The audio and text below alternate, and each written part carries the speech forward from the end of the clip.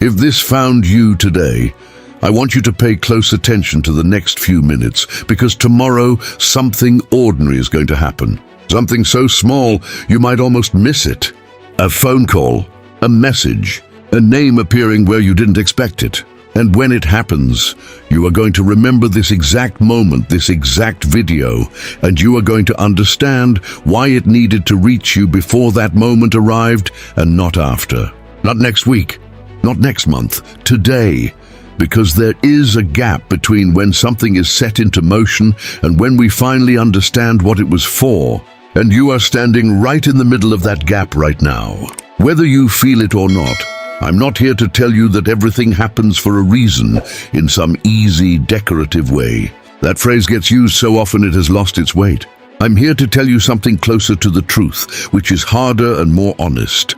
Some things happen, and then time has to pass before the reason reveals itself. Not because the universe is cruel, and not because you did something wrong, but because meaning doesn't always arrive at the same speed as the event itself. A door closes on a Tuesday, and the reason it closed doesn't show up until months later, wearing a completely different face. That's not mysticism. That's just how understanding works.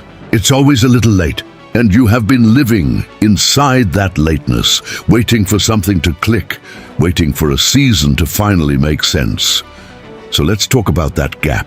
Because right now you might be in it. You might be looking at a recent event in your life, something that ended, something that shifted, something that didn't go the way you expected. And you might be asking yourself quietly, in a voice you don't say out loud, what was that for? Maybe it was a relationship that ended without explanation. Maybe it was a job that let you go right when you thought you were finally stable. Maybe it was a plan that fell apart the week before it was supposed to happen. And you've been carrying that question around like a stone in your pocket, not heavy enough to stop you, but heavy enough that you feel it every time you sit down. Here is what I need you to consider. The answer to that question is very rarely found by staring directly at the event. It's found sideways. It's found in what happens next, in the decisions other people around you start making, in the doors that open in a direction you weren't even looking. You will notice someone in your life making a choice, maybe a small one, maybe changing their mind about something, maybe stepping back from a plan, maybe stepping forward into one. And somewhere in watching that unfold, a piece of your own puzzle will quietly fall into place. Not because their life is about you, but because their movement will illuminate something about your own timing that you couldn't see while you were only looking inward. Watch the people around you in the next day or two. Not with suspicion, not with anxiety, just with attention. Someone may reach out who hasn't in a while. Someone may cancel on you, and instead of that cancellation being a disappointment, it might be the very thing that frees up space for something else to walk in. Someone may say something in passing, almost accidentally, that answers a question you've been sitting with for weeks. This is how confirmation tends to work. It rarely shows up as a booming voice from the sky.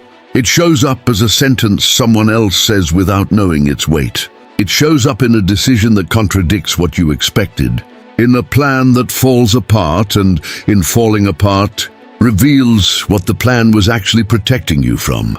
I want to talk about contradiction for a moment, because contradiction is one of the most overlooked forms of confirmation there is. We tend to think that if something is meant for us, it should arrive smoothly, without friction, without any moment that makes us doubt it.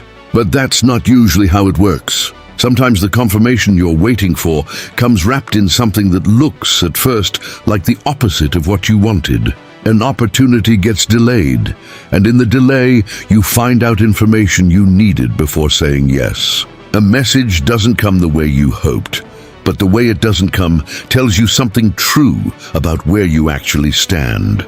An expectation gets frustrated, and in that frustration, in that small ache of, this isn't what I thought would happen, there is often a redirection hiding, one that only becomes visible once you stop resisting the fact that things didn't go according to plan. This matters because so many people miss their own answers by waiting for them to look a certain way. They expect resolution to feel like relief, immediately, cleanly. But sometimes resolution feels like confusion for a few more days before it feels like clarity. Sometimes the answer to your prayer looks for a moment like a bigger question. That doesn't mean you're wrong to have prayed it. It means you're standing in the part of the process nobody puts in the highlight reel, the part between the asking and the understanding. And that part is uncomfortable precisely because it's doing something.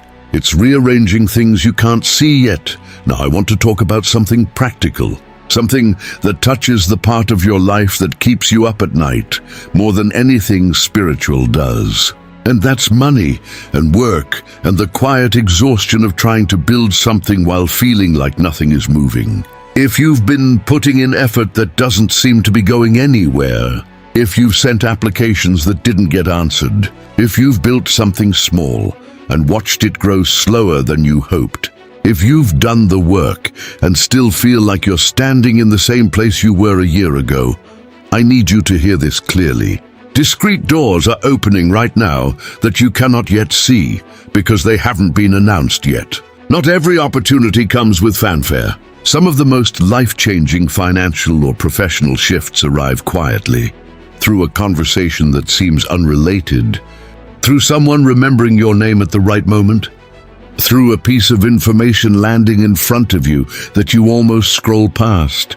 Pay attention to what comes to you in an ordinary tone over the next day. Not the things that announce themselves loudly, the things that slip in sideways, almost too casually to be important. Those are often the ones that matter most, because the biggest shifts rarely knock loudly. They tend to let themselves in through a door you left open without noticing. And here is something that needs to be said plainly, without the sugarcoating that usually surrounds these messages.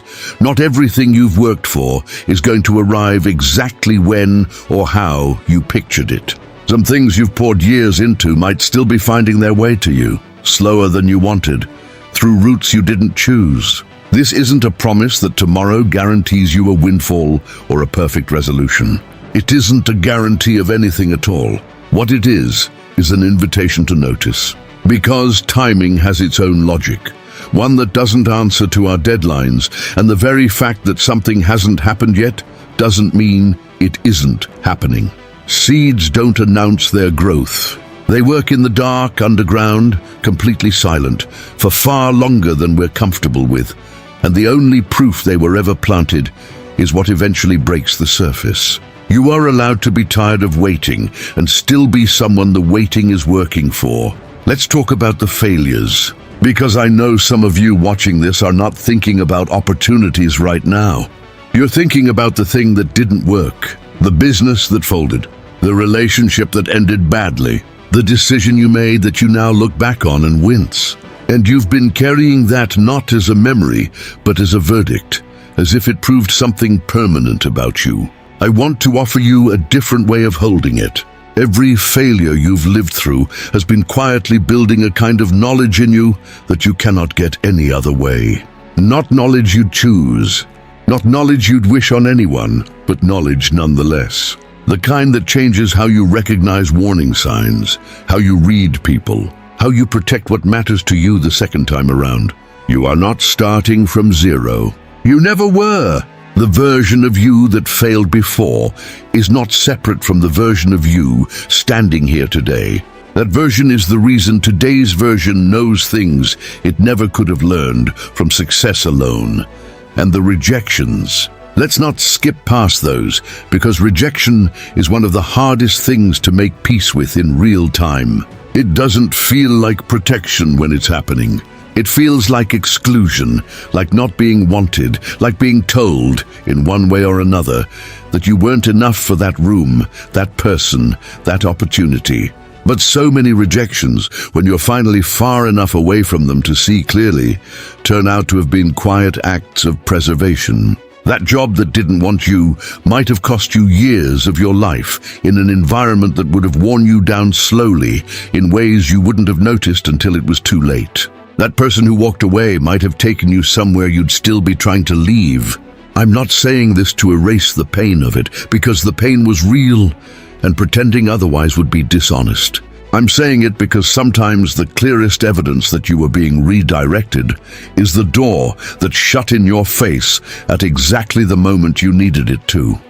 There is a version of spirituality that insists you feel grateful all the time, that any sadness you carry is a failure of faith, that if you were truly aligned, you wouldn't still be grieving what you lost. I don't believe that, and I don't think you should either. You are allowed to trust that something is unfolding for your good and still miss what you lost along the way. You are allowed to believe tomorrow might bring you something meaningful and still feel the weight of today. Faith was never meant to erase grief. It was meant to walk beside it. If you've been feeling both at once lately, hope and heaviness sitting in the same chest, that's not a sign that something is wrong with you. That's what it actually looks like to be a person who is still open, still feeling, still willing to believe, even while wounded. The version of peace that requires you to stop feeling isn't peace. It's numbness wearing peace's clothes. Here is something else worth sitting with. Right now, behind the scenes, in places you cannot see and in timelines you have no access to, things are already moving on your behalf. This isn't a claim I can prove to you, and I won't pretend it is. But think about your own life, and how many times something you eventually received had actually been set into motion long before you ever noticed it approaching. A decision someone made about you weeks ago that you only found out about later. A piece of paperwork that was quietly processed while you were somewhere else, worrying about something entirely different. An answer that had technically already been decided before you ever thought to ask the question. So much of what changes our lives isn't happening in the moment we notice it. It's happening earlier, in rooms we're not in conversations we're not part of, in decisions made by people we haven't even met yet. What you're waiting to see might already exist. It just hasn't reached the part of the timeline where you can perceive it. This is part of why slow seasons are so disorienting. When nothing visible is happening, it's easy to conclude that nothing is happening at all. But stillness and stagnation are not the same thing, even though they feel almost identical from the inside. A season of slowness can be the exact season where the groundwork gets laid for something that later moves so fast you'll barely be able to track it. Think of how construction works. Nobody watches the first months of a project. The digging, the foundation, the pipes and wiring hidden beneath what will eventually be visible. There's no ceremony for foundations. The ceremony is for what gets built on top of them. If your life has felt like all foundation and no building lately, that doesn't mean the building isn't coming. It might mean you're standing in the part that nobody applauds, doing the unglamorous work that makes everything after it possible. I want you to think back over the last year, maybe even the last several years, and notice how many major shifts in your life did not arrive as major events. They arrived disguised as something small. A phone call you almost didn't answer. A conversation you almost cut short. A cancellation that annoyed you in the moment but rerouted your whole week. A payment that came in exactly when you needed it, from a source you weren't expecting. An invitation you almost declined out of tiredness. A change of plans that felt at the time like an inconvenience, and turned out later to be the exact redirection your life needed. This is how transformation usually travels, quietly, wearing ordinary clothes. Slipping past our guard because we're too busy watching for something dramatic to notice the doorway standing right in front of us. So tomorrow, I'm asking you to hold a kind of loose attention. Not anxious watching, not obsessive checking, just an open awareness that something small might be carrying more weight than it appears to. A name might come up in conversation that you haven't thought about in a while. A memory might surface out of nowhere, pulling your attention towards something you'd set aside. Someone might reach out with a question that seems random but isn't. A piece of information might land in your hands, almost by accident, that answers something you stopped expecting an answer to. You don't need to force any of this. You don't need to manufacture significance out of every little thing that happens. You just need to stay a little more awake than usual, because sometimes the difference between missing Your moment, and recognizing it is nothing more than whether you were paying attention when it walked by. I also want to be honest with you about what this isn't. This isn't a guarantee that tomorrow brings you the exact thing you've been hoping for. Life doesn't operate on those kinds of promises, and anyone who tells you it does is selling you something, even if they don't realize that's what they're doing. What I can say is this: the gap between an event and its meaning is real, and you are allowed to trust that you're inside one right now, even without proof, even without a timeline, even without knowing exactly what's coming. Trust like that isn't naive. It's actually one of the harder things a person can do. Choosing to stay open when you have no evidence yet that staying open will be rewarded. That kind of trust doesn't need certainty to be valid. It only needs you to keep showing up for your life while the answer is still on its way. Think about everything you've already survived to get to this exact point in time. The versions of yourself that didn't know how they'd make it through certain weeks, certain years, certain losses. And yet here you are, watching this, still standing, still capable of hoping even after everything that tried to talk you out of it. That is not nothing. That is not a small thing to have done. Every skill you picked up without meaning to, every hard lesson that cost you more than you wanted to pay, every rejection that redirected you, every slow season that quietly built something underneath the surface. All of it has been shaping the person who is exactly ready for whatever begins to show itself tomorrow. You are not walking into this moment empty-handed. You are walking into it carrying everything you've already been through, and that is not a burden. That is preparation, even when it didn't feel like preparation while it was happening. So here's what I'd ask of you. Tomorrow, don't dismiss the small things. Don't wave off the phone call because it seems inconvenient. Don't ignore the conversation because it doesn't seem important at first. Don't assume that because something looks ordinary, it has nothing to tell you. Watch the people around you and the choices they make. Watch what changes, what gets cancelled, what gets rescheduled, what shows up unannounced. Notice the contradictions, the moments where things don't go the way you expected, because sometimes that's exactly where the answer has been hiding. And when something small happens that makes you pause, even just for a second, even if you can't explain why, trust that pause. It might be trying to tell you that you've just found the thing this video was warning you about. I don't know exactly what tomorrow holds for you, and I won't pretend that I do.